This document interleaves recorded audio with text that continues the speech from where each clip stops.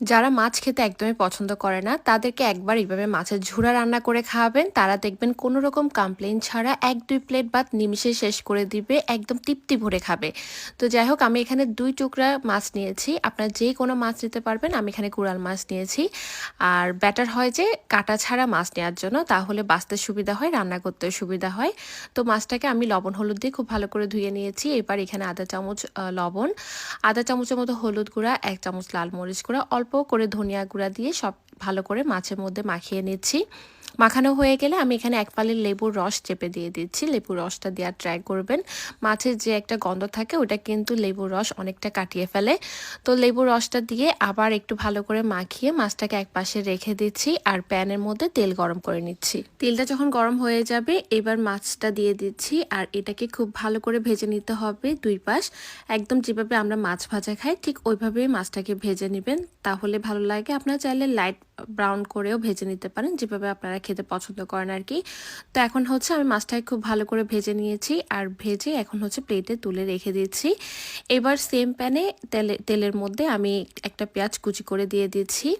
পেঁয়াজটা একটু ভাজা ভাজা হয়ে গেলে তারপর হচ্ছে আমি এখানে একটি বড় সাইজের টমেটো কুচি করে দিয়ে দিচ্ছি। তারপর দিয়ে দিব এখানে পরিমাণ মতো লবণ। লবণটা একটু বুঝে সুঝে দিবেন, যেহেতু মাছে আমরা লবণ ইউজ করেছি। এবার ঢাকনা দিয়ে ঢেকে এটাকে রান্না করতে হবে ২-৩ মিনিটের মতো, যাতে টমেটো পেঁয়াজ সবকিছু সফট হয়ে আসে। তো এখন ঢাকনাটা সরিয়ে নিয়েছি, সবকিছু খুব ভালোভাবে সফট হয়ে এসেছে। এবার আধা চামচের মতো ধনিয়া গুঁড়া, আধা চামচ হলুদ গুঁড়া, ১ চামচ লাল মরিচ গুঁড়া, অল্প করে পানি দিয়ে মশলায় খুব ভালো করে কষাতে হবে। এর মধ্যে হচ্ছে আমি মাছটাকে কাটা বেছে নিব। যেহেতু কোরাল মাছে তেমন একটা কাটা হয় না, এটা কিন্তু বাছতে তেমন একটা সময় লাগে না। জাস্ট মাঝখানের একটা মোটা কাটা থাকে আর ছোট আর বড় বড় কয়েকটা কাটা থাকে। তো মাছটাকে হচ্ছে আমি খুব ভালো করে বেছে নিয়েছি। আর এভাবে মাছ বেছে বাচ্চাদেরকে খাওয়ানোর চেয়ে এভাবে মাছের ঝোলা রান্না করে খাওয়ালেই হচ্ছে আমার মনে হয় বেস্ট হয় বাচ্চাদেরকে খাওয়ানোর ক্ষেত্রে। তো যাই হোক, মাছ দুটো বাছা হয়ে গিয়েছে। এবার হচ্ছে যে মশলা কষিয়ে রেখেছিলাম ওখানে মাছটা দিয়ে দিচ্ছি আর সব কিছু একটু নেড়ে চেড়ে নিচ্ছি। নাড়াচাড়া হয়ে গেলে একদম অল্প করে পানি দিব, পানিটা বেশি দিবেন না, অল্প করেই দিবেন। তো অল্প করে পানি দিয়ে আবার সব কিছু নেড়ে চেড়ে এটাকে জাস্ট ৫ মিনিটের মতো রান্না করে নিব, বেশিক্ষণ রান্না করতে হবে না।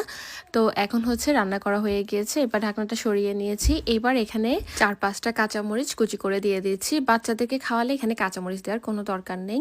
আর দিয়ে দিচ্ছি এখানে ফ্রেশ ধনিয়া পাতা কুচি। এবার সব কিছু একটু নেড়ে চেড়ে মিক্স করে নিচ্ছি আর ১ মিনিটের মতো এটাকে ঢেকে রেখে দিব। এর চেয়ে বেশি ঢাকতে হবে না, চাইলে আপনারা এভাবে গরম গরম এটাকে খেয়ে নিতে পারবেন। আমি কিন্তু চুলার আঁচ বন্ধ করে দিয়েছি। তো এই হলো মাছের ঝোলার ফাইনাল লুক। এটা দেখেই বোঝা যাচ্ছে কতটা মজা হয়েছে।